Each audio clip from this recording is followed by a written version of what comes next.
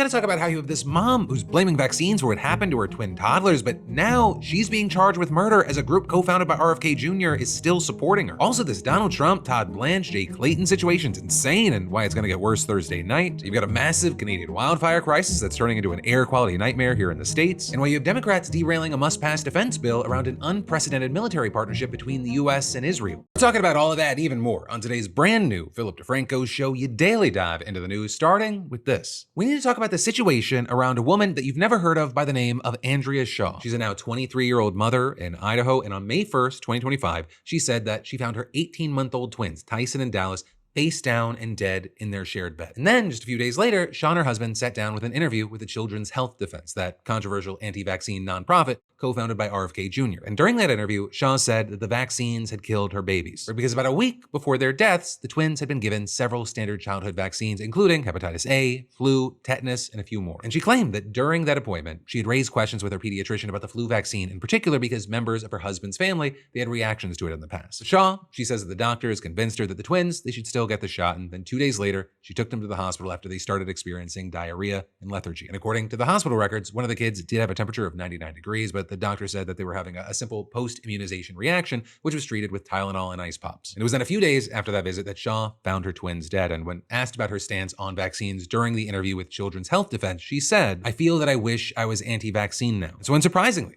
this organization embraced Shaw with arms wide open. They heavily pushed that interview, setting up a Give, Send, Go fundraiser that brought in more than $11,000, and they named her as the lead plaintiff in a lawsuit against the American Academy of Pediatrics, which is the top society of pediatricians in the country. And you have that lawsuit specifically accusing the AAP of racketeering. They alleged that they falsely claimed that the vaccines were safe and that the deaths of Dallas and Tyson proved that they were wrong. But then, fast forward to last month, over a year after the twins' death, and Andrea Shaw was arrested for murdering her own children. And this happened literally just 5 days after giving birth to a new baby. What you saw specifically is that the grand jury indictment claims that Shaw suffocated her babies in an act that was either premeditated or taken in the course of aggravated battery. Shaw, she still claims that it was actually the vaccines that killed her kids, and Children's Health Defense, they've stood by her, right? That first interview they did just days after the twins died, Shaw literally said that the police believed her children were suffocated and, quote, that I had supposedly had a postpartum overwhelming blackout and done it to my children. But you had Children's Health Defense repeatedly dismissing both the criminal investigation into Shaw and the charges that are now levied against her. And you've got the group's chief executive saying that they will continue to back her claims following the arrest and adding, they're messing with the wrong people and we stand for the truth, and the truth is that vaccines can cause death